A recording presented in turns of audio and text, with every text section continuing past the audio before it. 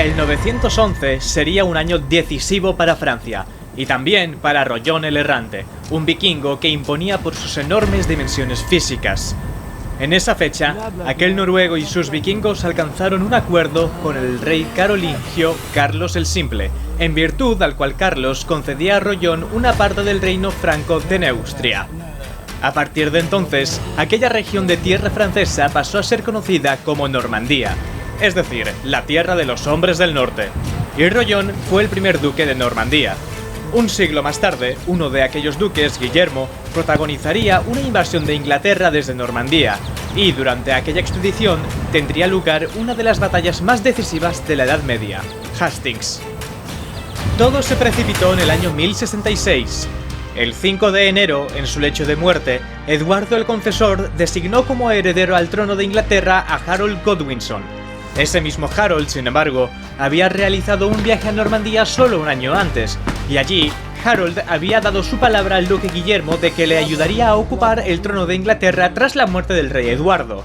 Al parecer, Harold cambió de parecer al ser reconocido como sucesor por el propio Eduardo, pero Guillermo no había olvidado la promesa del anglosajón y se preparó para conquistar por la fuerza lo que concebía como suyo, la corona de Inglaterra.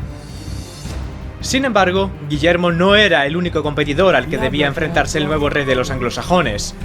Junto al normando, el rey vikingo de Noruega también aprovechó la incertidumbre de la sucesión inglesa para intentar apoderarse de la isla.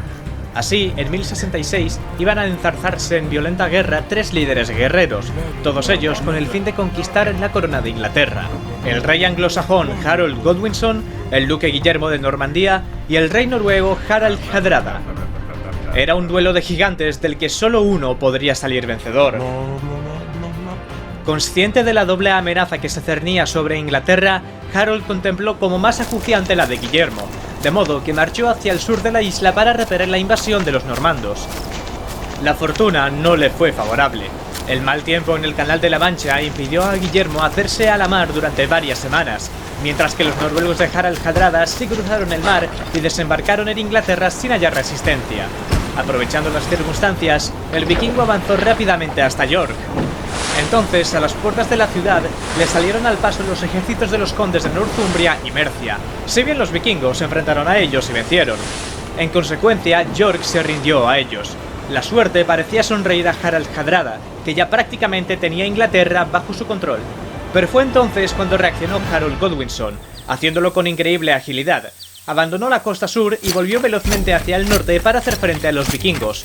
Durante aquella marcha relápago, sus hombres cubrieron cerca de 40 kilómetros diarios, logrando alcanzar a las tropas de Harald el 25 de septiembre, solo 4 días después del desembarco de los vikingos en Rikard. La batalla entre los anglosajones y los vikingos se libró en Stamford Bridge a primera hora de la mañana. Por supuesto, los segundos no esperaban a los anglosajones y fueron cogidos por sorpresa, siendo completamente destrozados.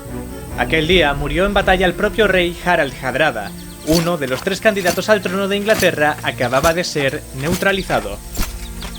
Pero Harold Godwinson apenas tuvo tiempo de descansar y celebrar el éxito de su certero golpe. 2 días después de la batalla de Stamford Bridge, Guillermo y sus normandos cruzaron el Canal de la Mancha. Desembarcaron en la costa sur de Inglaterra y comenzaron a construir castillos de mota desde los que apoyar la invasión de la isla.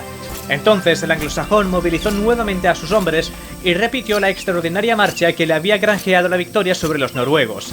Y así, en tiempo récord, Harold se presentó en la colina de Senlac, una elevación que consideró perfecta para desplegar sus fuerzas y frenar a las de Guillermo. El campo de batalla estaba dispuesto. Harold ordenó a sus anglosajones que adoptasen la táctica de pared de escudos. Caballeros e infantes iban a combatir a pie, solapando sus escudos en una formación muy compacta. En conjunto, constituían una especie de castillo humano, pero igualmente impenetrable. Y ciertamente los anglosajones tenían todas las de ganar. Habían elegido el campo de batalla, lo dominaban desde su ventajosa posición en altura, y además todos tenían experiencia de guerra. Todos ellos habían luchado recientemente en la batalla de Stamford Bridge. Eran guerreros con un fuerte vínculo de hermandad entre ellos y con suficiente valor para mantenerse ilesos ante la más salvaje de las cargas de caballería.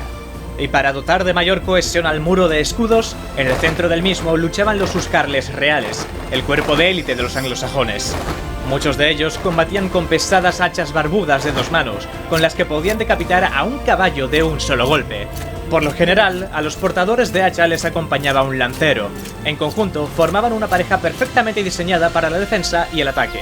Finalmente, el 14 de octubre de aquel año 1076, Guillermo llegó a la colina de Senlac, a 12 kilómetros de Hastings. Entonces, los normandos vieron la imponente muralla de escudos que coronaba el horizonte. Frente a aquella masa de infantes erizados de lanzas y hachas, la principal fuerza de los normandos residía en su caballería. De hecho, la de Guillermo era la mejor caballería de Europa en aquellos momentos, y también estaba formada por guerreros hábiles y experimentados. Cada jinete se protegía con cota de malla, yelmo y un gran escudo en forma de cometa, mientras que su principal arma de ataque era la lanza. Sus heroicas cargas de caballería eran conocidas desde Sicilia hasta Tierra Santa. Hastings sería, en definitiva, el enfrentamiento entre dos formas de guerrear: el de la infantería, propia de los ejércitos de la antigüedad, y el de la caballería, que sería propio de la época medieval. Fue Guillermo quien comenzó la batalla. Al amanecer, dividió su caballería y los normandos cargaron colina arriba en oleadas sin descanso. Pero una y otra vez, los jinetes chocaban con la pared de escudos sin lograr quebrar la resistencia de los anglosajones. Por lo general, en época medieval las batallas solían decidirse en poco tiempo, pero en Hastings se combatió durante horas. Sorprendentemente, los ingleses resistían y rechazaban cada nueva embestida. Los normandos, por su parte, cargaban, se retiraban y volvían a cargar, sin conseguir quebrar al enemigo, pero sin flaquear su propio ánimo. Según Guillermo de Poitiers, que estuvo presente, este fue un tipo extraño de batalla. Un bando era todo movilidad e iniciativa, el otro resistía como si hubiese echado raíces en el suelo. Al final, extenuados unos y otros, corrió el rumor de que Guillermo había muerto. Entonces, el líder de los normandos se quitó el yelmo para desmentir el rumor y cargó de nuevo al frente de sus hombres. De nuevo espolearon sus caballos y se lanzaron cuesta arriba contra los escudos erizados de flechas, contra las hachas ensangrentadas, contra aquellos inamovibles anglosajones. Pero esta vez, Guillermo se atrevió a ejecutar una táctica distinta, mucho más arriesgada: una retirada fingida. Se trataba de cargar y simular una retirada para empujar a los anglosajones a perseguirles. Si no podía romper la línea enemiga por la fuerza, la rompería mediante el engaño. El pulso físico se iba a convertir en un pulso psicológico. Los normandos fingieron la retirada, pero los anglosajones no los siguieron. Permanecieron en sus puestos. Guillermo había fracasado. Guillermo volvió a intentar la misma táctica una vez más. Seguramente no tendría posibilidad de realizarla una tercera. Era su última opción. Cargaron los normandos, fingieron retirarse y entonces muchos sajones picaron el anzuelo y se lanzaron en su persecución. Al final se había desarticulado la férrea pared de escudos. Cuando se dieron cuenta del engaño, era demasiado tarde.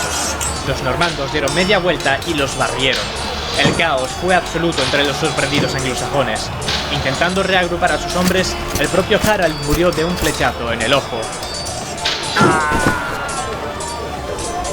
Poco después, Guillermo fue coronado como Guillermo I el Conquistador, rey de Inglaterra. Aquella victoria le valió la conquista de un reino.